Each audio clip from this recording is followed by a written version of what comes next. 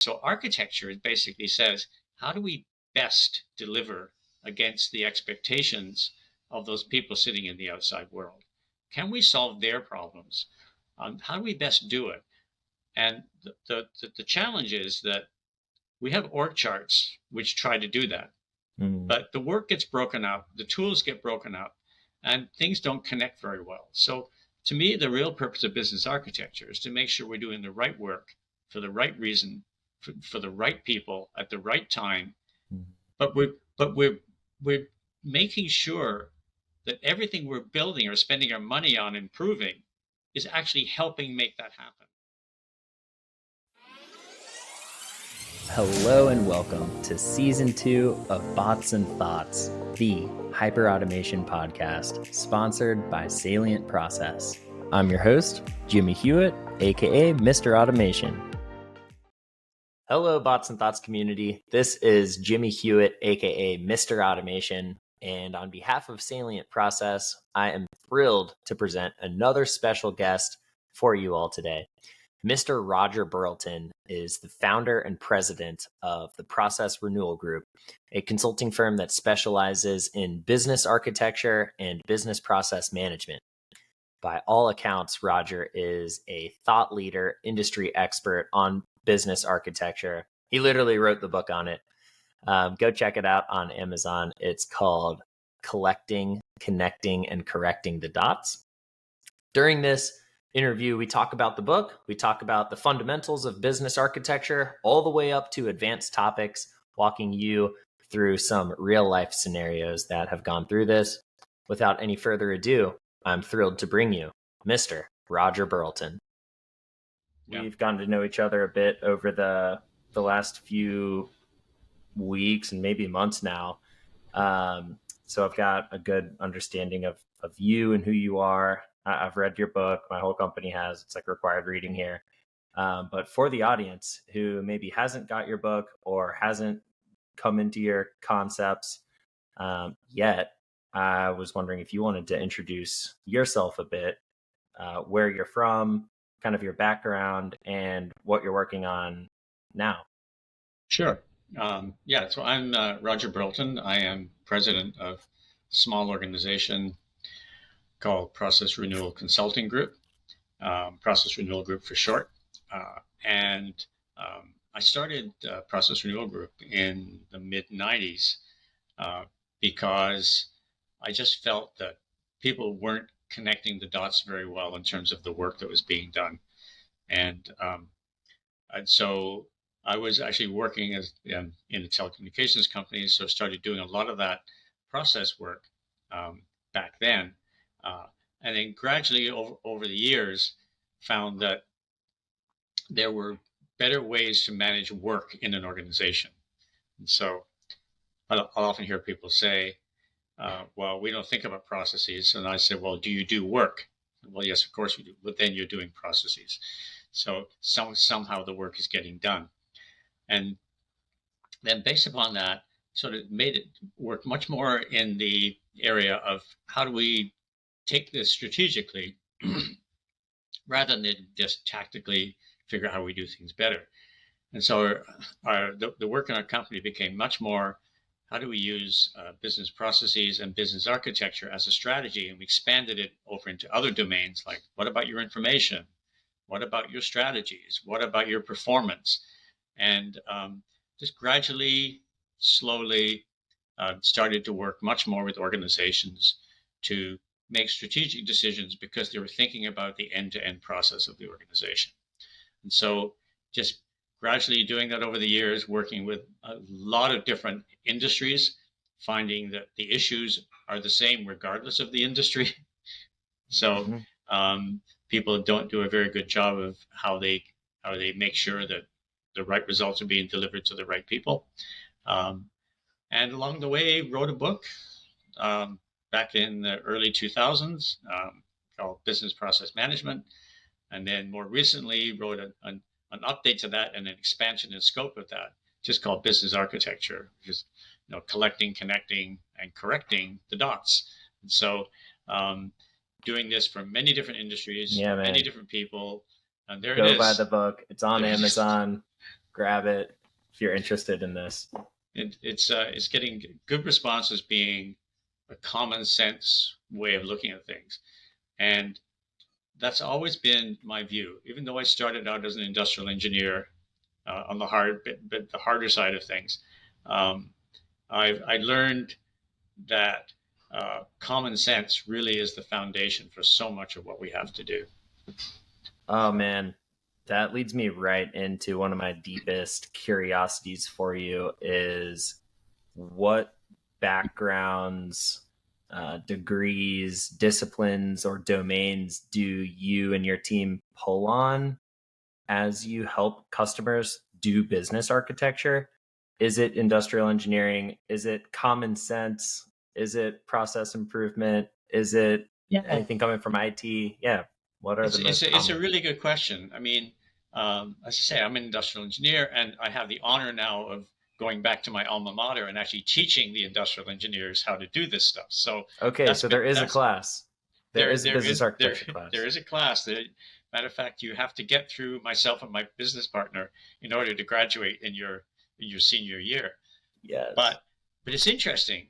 Um, the people who have that mindset are really pretty good at this, but it's not exclusive to that. It's not exclusive to some people in computer science have it. Some people in business school have it. We've had people who have been music majors, but it's Wow. really it's really more how you think. And I don't know how you teach that so much. You can teach techniques, but I'm not sure you can teach the innate common sense and logic where people can just step back a little bit and see a bigger picture than the little domain that they're sitting in today. Yeah, it's like It's a perspective, combination of getting to the bottom of it and to the top of it at the same time. or to be able to switch perspectives, to Yeah. dive deep and see what's going on, but often never lose where you're fitting in terms of the overall organization. Never losing the why of what we're doing. We find that if you can just pull back to that and ask the question, well, but why would we do that? And why would we make the decision to do it this way versus another way? Um, if you can't connect to the why, then then you have no criteria to make the best recommendations or the best Yeah. design. Mm-hmm. So Want to be mindful of our audience, Roger, who is described as split between business and technology. It's a hyper right, automation podcast, right? So we do have a right, bias towards technology solutions. But to arrive at technology solutions, things like business architecture, things like process mapping and analysis, things like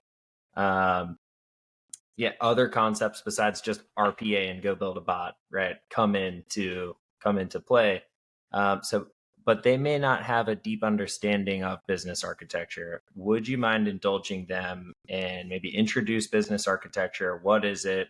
Does it have a history? Where does it come from? Is it an evolution of various concepts that's kind of coming to a head? yeah, Just how would you describe it? yeah. I mean, to me, business architecture is just figuring out who you're serving, why you're serving them, and then figuring out how you're going to serve them. But from an end-to-end point of view, and maybe let's just step back a little bit and take the process perspective, because that's really where I come from. Mm-hmm. When somebody interacts with our organizations from the outside, they might make a phone call, or they might click on a website, or they might basically go to their mobile device and touch something on the screen. When they do that, they have an expectation that whatever they were interested in is going to get dealt with. If you have a problem, you expect a solution. Mm-hmm. If you want to buy something, you expect the order to show up. But in between all of that, there's a whole lot of things that have to happen just right in order to sort that out. So I would say business architecture really tries to understand the outside world of the organization and then figure out how do you line up the inside world of the organization in terms of the work you do, the information you need, the tools you have to implement and execute, and whether those tools should be put in the hand of the customer, whether you do it through a call center. These are just different ways. So architecture basically says, how do we best deliver against the expectations of those people sitting in the outside world? Can we solve their problems? How do we best do it? And the challenge is that we have org charts which try to do that, but the work gets broken up, the tools get broken up, and things don't connect very well. So to me, the real purpose of business architecture is to make sure we're doing the right work for the right reason, for the right people at the right time. But we're making sure that everything we're building or spending our money on improving is actually helping make that happen. So it's keeping that traceability from the need all the way through to all the things we build, all the things we implement, all the people we hire, all the partners we have, making sure all that stuff is connected to the right outcomes. With business architecture, connect the dots. That's one of the things in the book, right? Connect the dots. Sure. And if you think about architecture, it's all connected, right? That's right. And that's right. It's like if you take any architecture, building architecture, I don't just have electricians. Don't just have air conditioning people and plumbers sorting it all out. And they all say, well, I did my plumbing work. It's too bad that there's no electricity that comes to the heater. You've got to make sure all the various things work together. And so from a technology point of view, I think this is really quite important, because quite often we think technology, we act as though technology is the savior for everything, but it has to have some enabling capability. It has to allow something to happen in the business that's going to make a difference.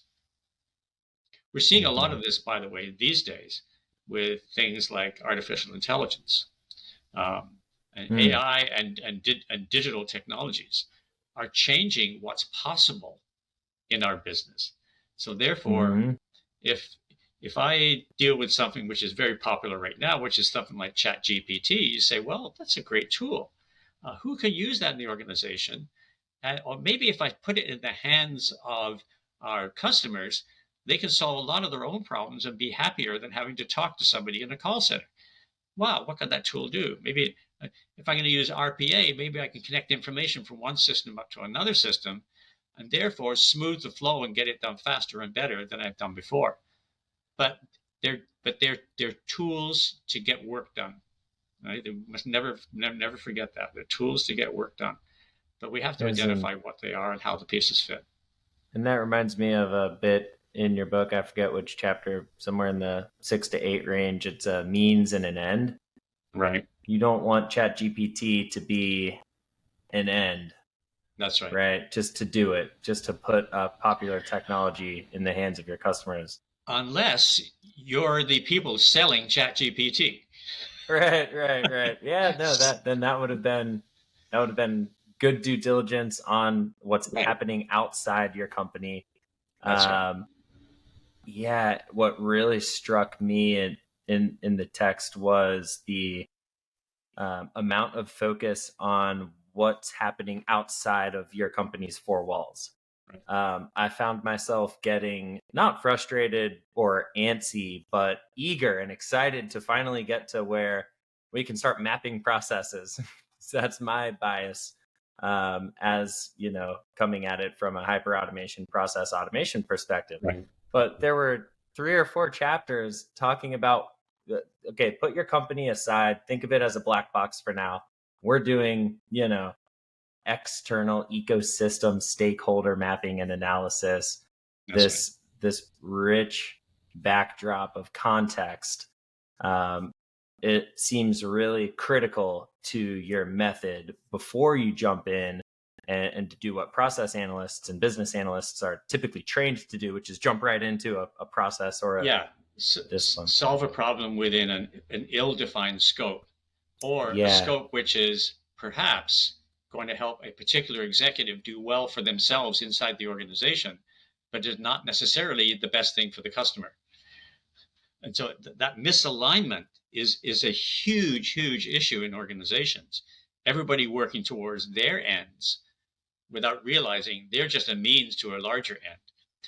And I think if we can figure out how those things connect up, we can make much better design decisions, and we can make much better choices on what to implement and what's important. Because ultimately, the organization has to succeed in its mission, And in many cases, it has to succeed financially in order to keep going towards its mission. Right. So understanding performance, I think that's the other thing I would say about business architecture is that Mm-hmm. it's quite important to understand what performance you're trying to drive. And can I measure that? And can I evaluate that as I go? See how it's doing. And if it's not doing well, how can I improve it or change it? What new tools do I have? What new technologies are there? Um, it's it's fascinating what you can do when you find a problem. You turn it back around and say, can we turn this into an opportunity? But you need to understand the outside world first.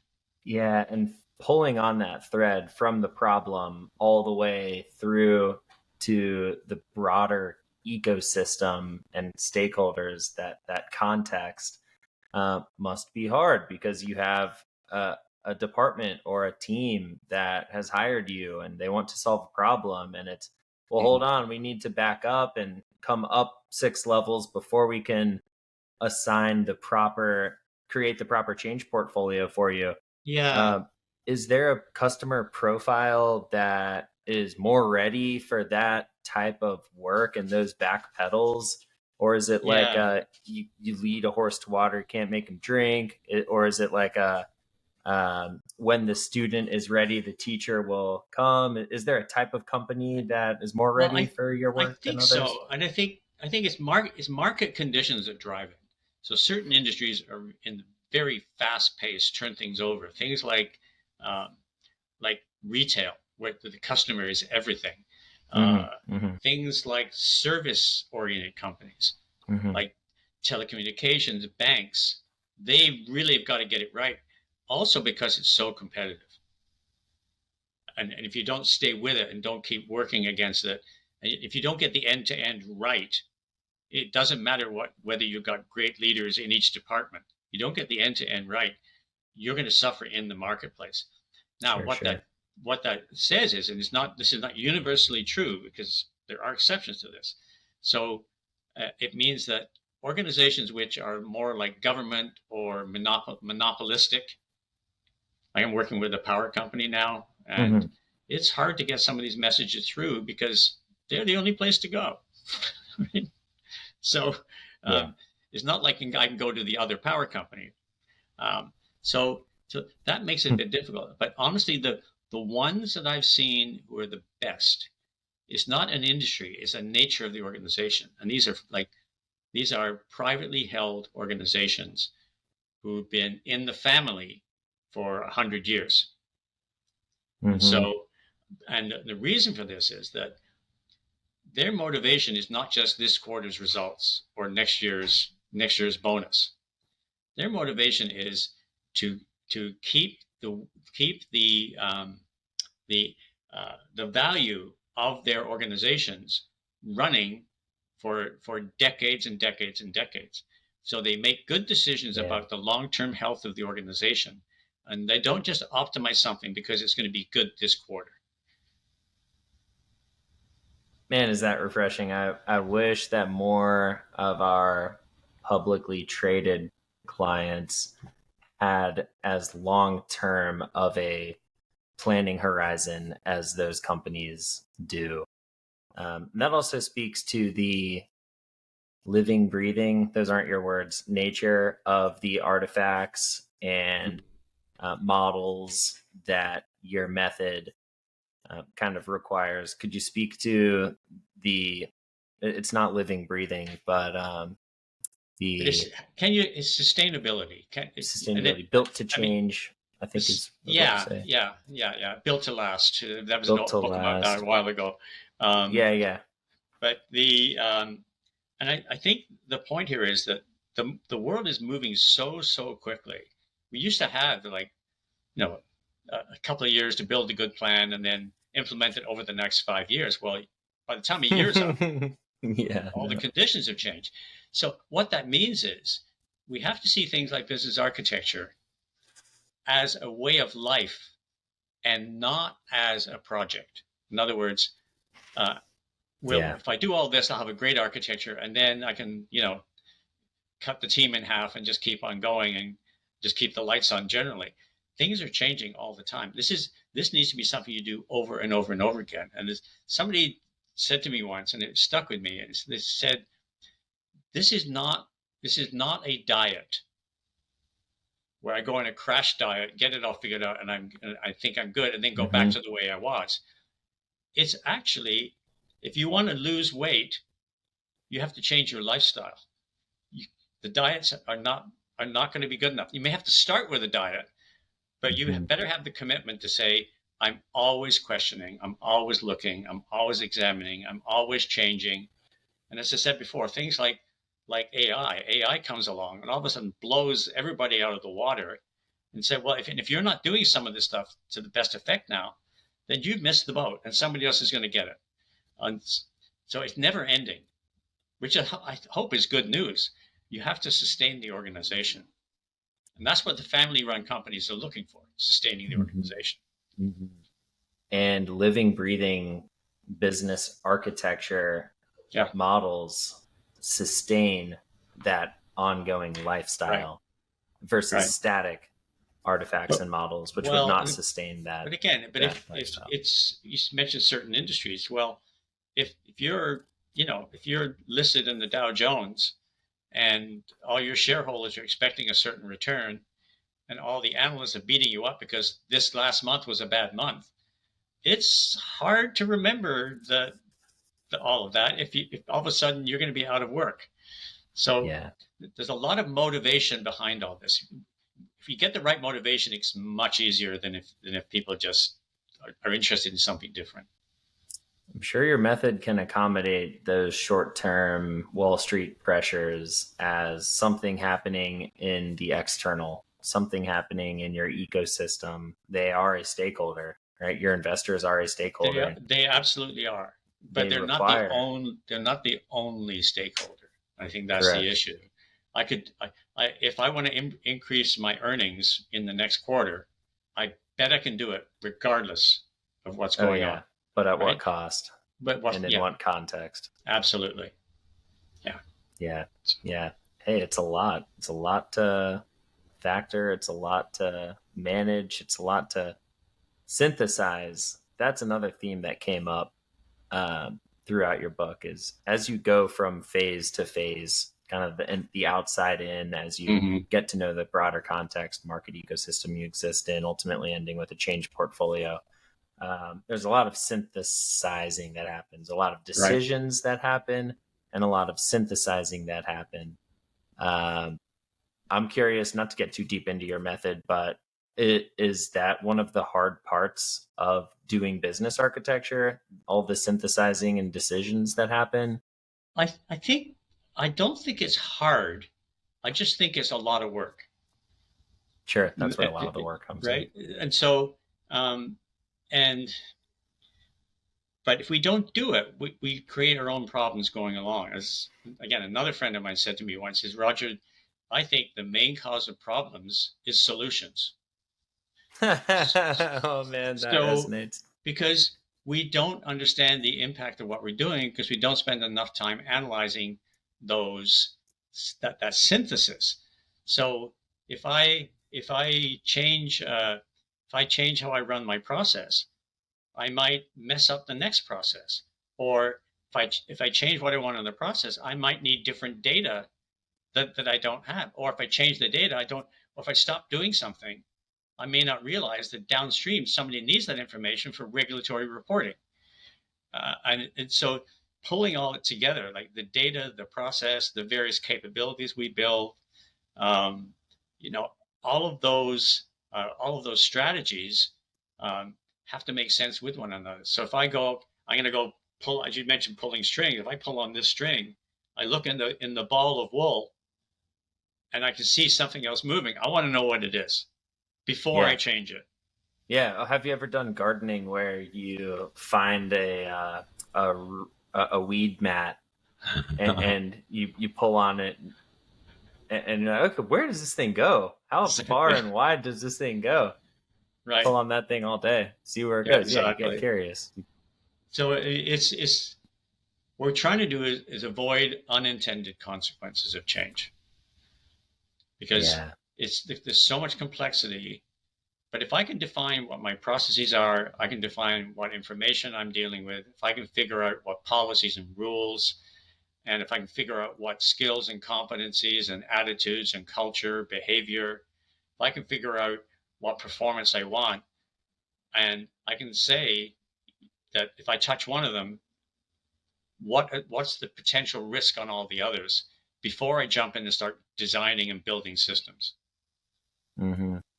I'm curious, what level do you and your team typically work with when it comes to your client side? Is it the CEO, board of directors? Is it the C-suite, vice presidents, directors, managers, all the above, cross sections, different people at different phases throughout the Yeah, method, the journey? I think like we have worked directly for CEOs.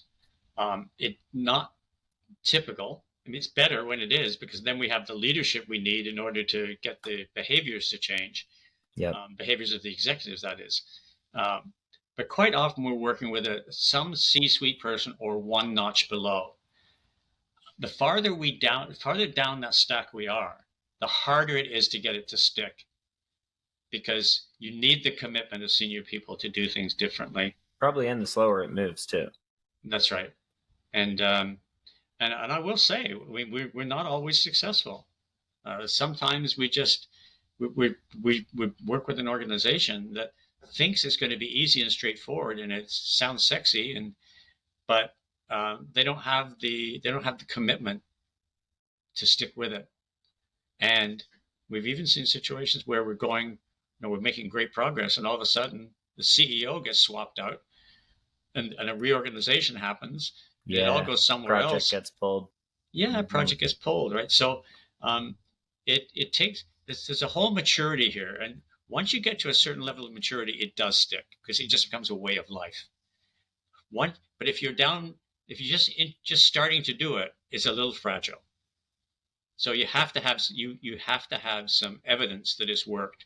So that's why even though we talk about architecture, we'll often say, let's take a small piece of this, even though it does not fully integrate. Take a small piece, prove that it works, and use that as the justification for getting the buy-in from senior managers and so on. So I'd love to do all the architectural work before I did any real development work, but sometimes that's not the best way to sell it and get acceptance.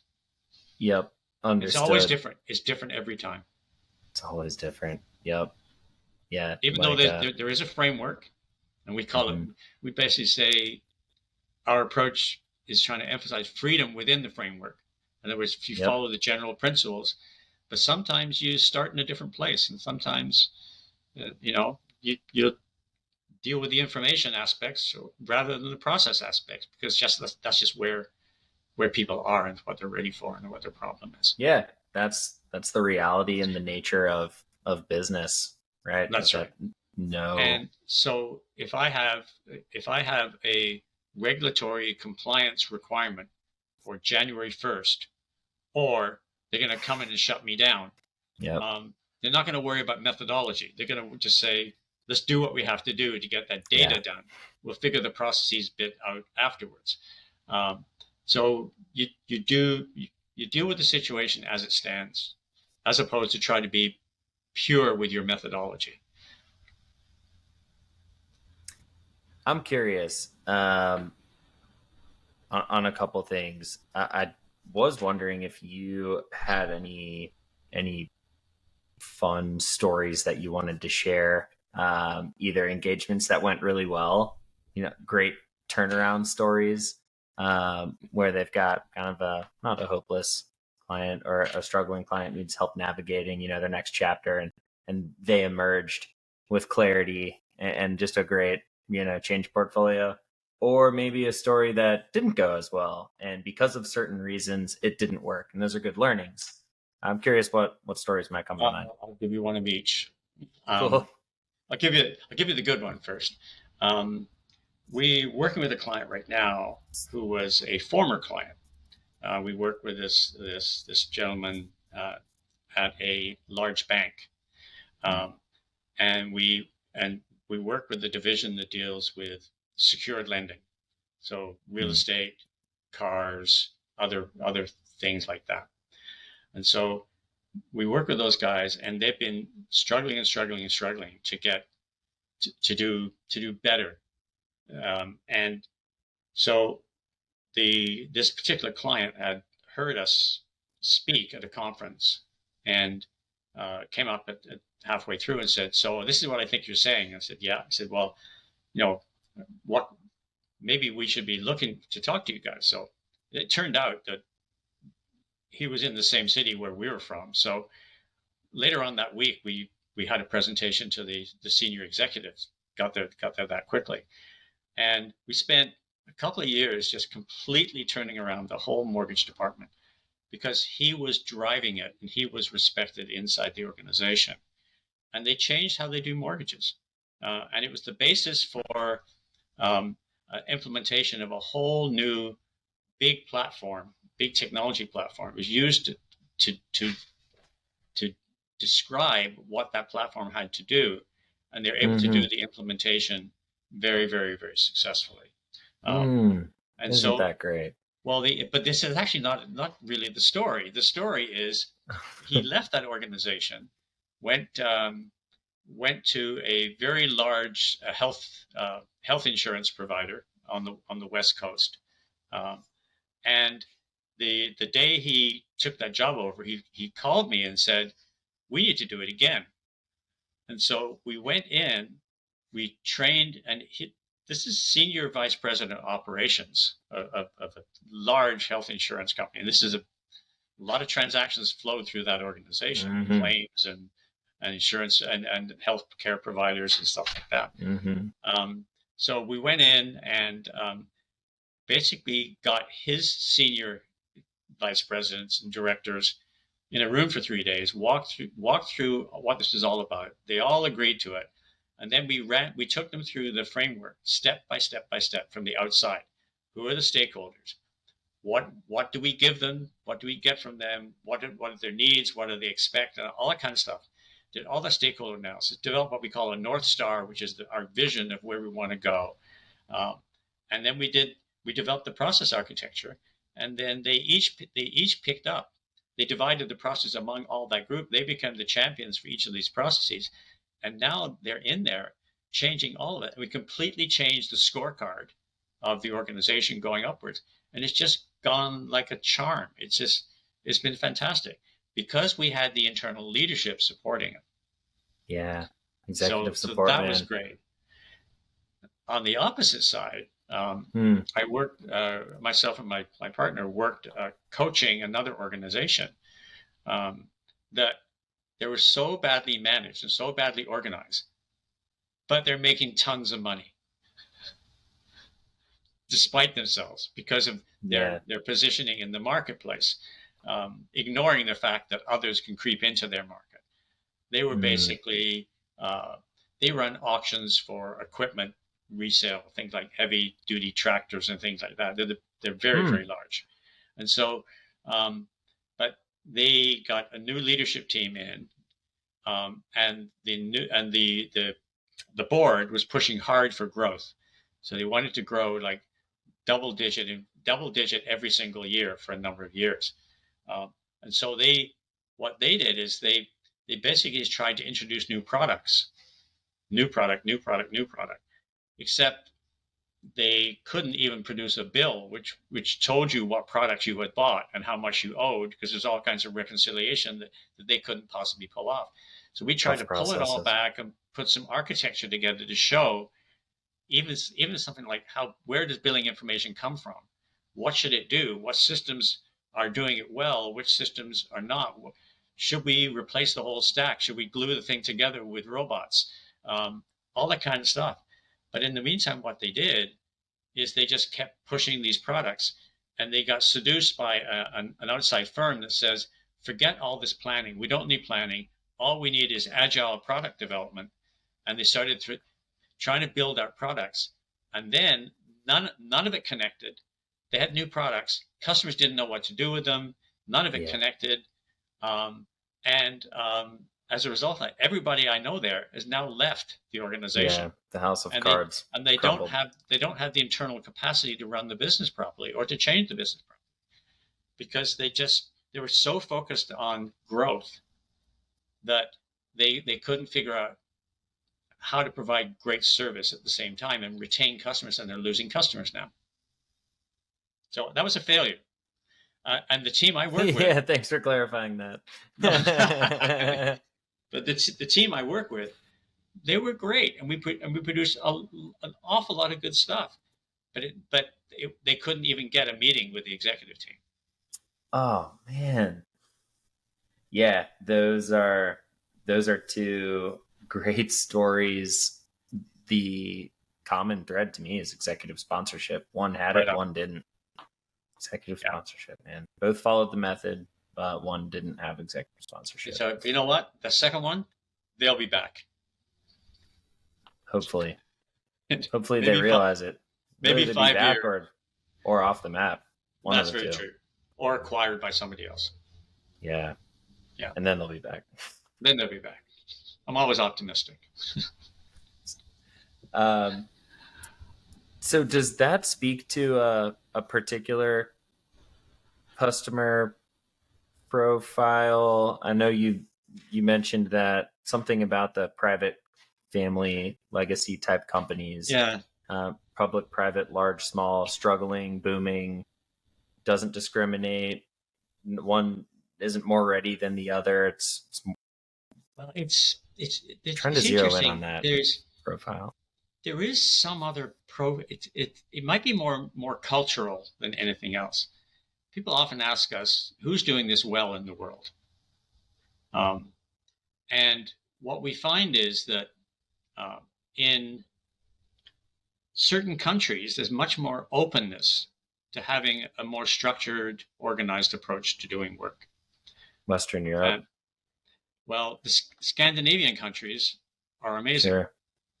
Mm-hmm. Now, especially countries like Norway, for example. But in Norway, they've been so oil and gas focused for so many years, and so focused on quality and making sure that the things are done well and compliance to international standards, that they got used to the idea that they had to be structured and they had to be able to show that what they were reporting was actually true. Mm-hmm. And I don't know if it came from that or whether it was always there, but those countries are much more disciplined than any other place. The other place I've noticed is that, and it across all industry sectors, is Saudi Arabia. It's very, very interesting. They're coming up more and more now. Well, if you like, they've put in place a whole national hospital and health system completely based on business architecture. And because of it, they can open up a new hospital in a new place pretty quickly because they've got the pattern to work with, the architectural designs, not just for the buildings, but for how the business is going to run. Now, so is that because they've got so much opportunity in front of them because they've got the money to spend on these things, or is it a cultural issue? I don't know, but they're there. You'd probably argue more culture than money. Money helps, but culture is the prerequisite. Yeah, that's very, very true. But certainly the need is well recognized to have some discipline. And it's interesting. Most of the people I've worked with in Saudi Arabia over the years, they're all highly educated, and they're all highly educated in U.S. and U.K. schools, the top schools. So they're learning from us. But they're implementing it better than we are. It's that culture. It's that missing piece of discipline. I mean, I'm Canadian, so I can comment a little bit on this. Maybe not all of it, but in my experience, we do a lot of work in the U.S. But in my experience in the U.S., it's all over the place. There are some of the best organizations in the world really committed to doing things exceptionally well, and they're great at doing it. But there's others which are just, scattered, not focused, and hoping that if we just take some quick fix, we're going to be okay. It's not even. It's really interesting. Canada's somewhere in the middle. UK somewhere in the middle. But like I say, US has some amazing organizations. But there's also some you think, wow, how are they still going? So there it is more cultural, I think, or more, not more cultural nationally, but more the uh, the mindset of the leaders of the organization. Okay, so my takeaway for this profile of company that either is, can, or will benefit most, or would be most ready for business architecture, aside from the generic everyone could and should, is discipline.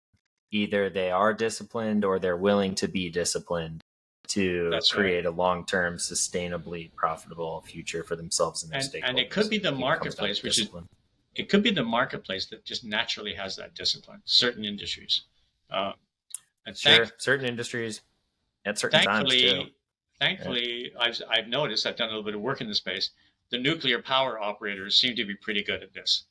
Oh, I was wondering how disciplined my nuclear plant was.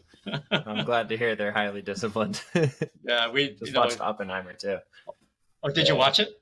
Oh, yeah, great. Did you catch it? We can talk about it offline. yeah, for sure. Or you can edit it out. Did you like it? Sounds good. Yeah, no, I did like it. It was good. I'm glad the nuclear folks are disciplined though.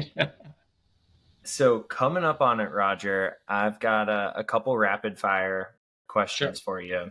Yeah. I'm curious, as you think about your methodology from kind of the outside context, ecosystem, stakeholder alignment, down to the change portfolio and everything that happens in between, is there a crux of business? Is there a crux in this method or a fulcrum? Whether it's a stage in the method or a decision that is made, is there a crux, or are all phases relatively equal? Now, this is going to be somewhat biased on my part because there are a lot of people who have slightly different views. But in my experience, there's two things which are critical. One is really, really understanding who you're serving and why you're doing it and what's important. Without that, all the way through everything else you're doing, you have no consistent criteria to be able to choose between A and B. Cool. Those choices of investment and design should not be personal opinions, and they should not be driven by internal motivation or incentives. They should be driven by the need of the outside world. Once we can get that, we can always go back to it and say, we have these three choices, which is the best one? Let's pull up our criteria and look at them, which one matches the best. It becomes non-personal at that point in time. That's one. The second one, I think, is that as you break the big problem of the whole enterprise down into workable parts, it's the end-to-end process or value stream, value chain, whatever words you want to use for it, which basically segments the work into whole pieces, each of which is delivering value, as opposed to pieces, each of which is contributing to a bunch of different things that you can't trace. You can't trace it. You can't see where it's going. So segmenting by process, again, some people will use the word value chain or value stream for the highest level. But segmenting that way is a way to keep it manageable. So I think, to me, those are the two things, because otherwise it just becomes about, your ERP platform or your CRM platform or something like that. But you don't see what that's doing for you. You can't see how to design it best unless you know what it is you want to accomplish and how that work needs to get done. Great. That makes a ton of sense to me. Those are the two cruxes. Right. I have two more questions. Not everybody agrees with the process view. There's also a capability view, which and information which is much view. More. Yeah. There's a bunch of different views, but I think you have to have one that organizes the others. Yeah, you like the process view. We like that too. That's salient. process. It's in our name. That's in your name. Yours too.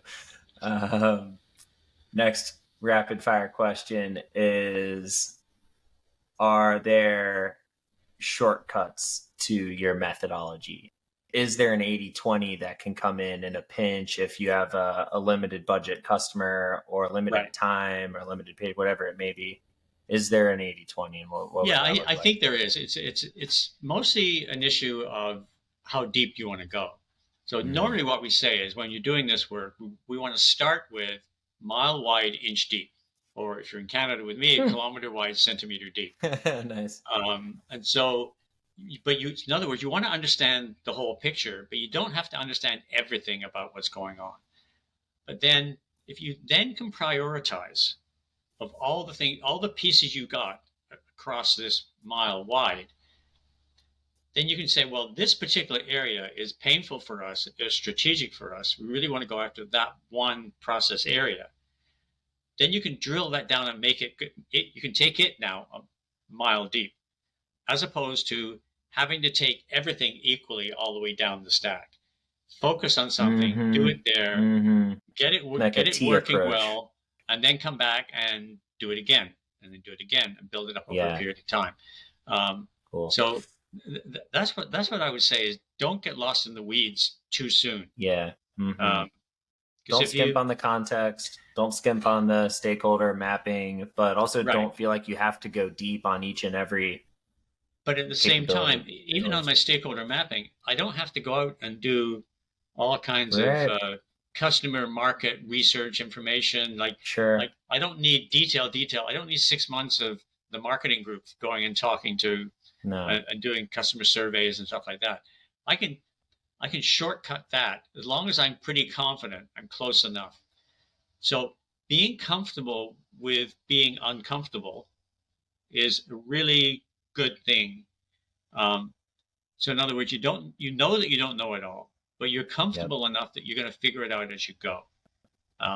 Whereas I have another client right now where their comfort is when they understand everything perfectly. And so it's just taking so long to get to doing something of value because they're trying to understand it all. And they'll never understand it all. So you got to be like, you got to do something. Definitely know the type too. Right? Yeah. You got to do something and also prove your value in doing it. Make a difference. And then success breeds more success. That's this virtuous self-funding cycle that, you're describing kind of a T approach. It is absolutely right. Absolutely. All you need is one T, and then you've just excited the next division, then the dominoes start to fall. Yeah, I'd like to know where that T fits in the bigger picture, but I don't need to know everything about at the detail level, just very top level. Okay, last question is, how does technology support what you do? And this may be the bit that speaks kind of to our traditional audience in the hyper automation space. How does technology support the work you do within your method and then from an outcomes perspective? Right. Well, I can look at technology from two perspectives. One is the implementation of the technology to run the process. And so many processes today, it doesn't execute without the technology. Think of ordering something on Amazon. I mean, I don't talk to anybody, It's all technology. Without that and they've got it end to end. They've got it from the click all the way through to the delivery, and the pay is along in there too, right? So all of that is connected together. And I don't think I've ever spoken to anybody at Amazon. I haven't had No, I don't think we have either. And not that I want to either. No. It was yesterday. I ordered light bulbs at 11 o'clock at night, and they're coming today, right? So, but without the technology connecting all that up and the data being completely flowing all the way through, that doesn't work. So that's from an execution, operational point of view. If you're an insurance company, can I pay a claim without talking to anybody? Like all that that's critical. But there's also the issue about if we're business architects, we need technology. for Right. ourselves, right? So we need tools to keep track of this stuff. So it's and lots of people are running around with doing models, various types of models in Visio, and they're populating Mm, spreadsheets or access databases, which is still around, and they're doing all this stuff, but there's no inherent organizing structure. If you think about the processes, the data, the rules, and all those types of things, they all work with each other. I need a tool as an architect that says this business rule is used in these four processes. And if I change it, I better go look at those processes first before I do it. What I don't want to do is change it once and find out afterwards I just messed up three other processes. So hmm I need tools for me. I need to keep track of it's a knowledge management tool for me and all the knowledge that I need to keep track of. And it's going to take a while to build it up, but its benefit is going to be I'll avoid those unintended consequences. So we need tools like that for ourselves. Yeah. I'm going to reserve a shameless plug for our company, Salient Process, and the Automation Compass tool that we're building as trying to make a dent in that tool problem you mentioned, Roger, from a business architecture, process improvement planning, um, because we have no formal partnerships between the two of us. And I don't want you to endorse anything you're not comfortable endorsing. Oh, Um, from what I've seen, you guys are well on the way to figuring it all out. And so congratulations. Thank you for that, Roger. It's yeah, it's a team effort. It's a small world, this business architecture community. I've been in business automation for coming up on 10 years now, and business architecture hit my radar. I'd say 24 months ago, roughly. Um, I'm sure it pulls from a school of thought. There's got to be a lineage there. There is. Um, yeah, what does that lineage look like? Well, That's my last question. yeah, okay. So I think there's probably two major schools of thought here where this stuff will come from. Two existing communities. One of them is enterprise architects. So the enterprise architect who are trying to define the technology infrastructure, the networks, um, and all the applications and how they play together. And you've probably seen those very complex diagrams about what Oh goes from one man, piece of software to another piece of software. yeah, Coming out of that, and I think that community has recognized that they can do their work much better if they understand how they're supporting the business. Because if it's yeah, otherwise there's just seen as an expense, or it might be yeah. a capital In the item cost center, on the balance sheet. yeah, But they're in the cost side of the world, yeah, and they're not cheap, right? You start implementing things like Salesforce or a whole bunch of the other things which are out there. That's a yeah, big spend, and you spend all that time, and then you have a year or two of stabilization, right? So they realize they can do much better if they understand the business better. Right? yeah. So Enterprise that's one architecture for perspective. sure. The other one is from the process improvement community, where basically, and people have been doing Lean and Six Sigma for 100 years or something like Yeah, it, yeah, um, more. and just trying to make the processes work better, get rid of bottlenecks, eliminate eliminate all kinds of steps Waste. that you don't waste. It's a waste thing from Yeah, coming from murder. Lean, um, and they've been doing that for a long time. But what they've gradually grown up to see that what they're working on needs a bigger picture of where everything fits. And I think these two are really the two major sources. Now, there's a little bit of a clash in perspective when they come together, in terms of how they think about it. But organizations who've got their act together actually have figured out how to make these two sides work with one another. So, These two sides being the process folks and the yeah, enterprise architecture folks. yeah, Yeah, yeah, yeah. yeah, And great, it's great. not always a clash. I shouldn't say that, but historically, it's Meeting much of the better now minds. than well, compared to 10 years ago. It's much better now. People are seeing things much more in a similar way. So, Well, on that, I'll let you go, Roger. Keep fighting the good fight. I've really enjoyed this conversation. And Thank you so much. Yeah, can't thank you again for the time. Thanks, Jimmy. Thanks for listening to another episode of Bots and Thoughts, the hyperautomation podcast sponsored by Salient Process. Be sure to never miss an episode by hitting that subscribe button wherever you're listening to this. Don't forget to connect and interact with us. You can find us on Bots and Thoughts' own LinkedIn page. And we're constantly running feedback surveys and ask that if you've made it this far in the episode, show us some love by responding to a survey and following us on LinkedIn. Finally, if you or someone you know would like to be a special guest on the show, we have a nomination form also down in the description for you to fill out. And with that, see you next episode and happy automating.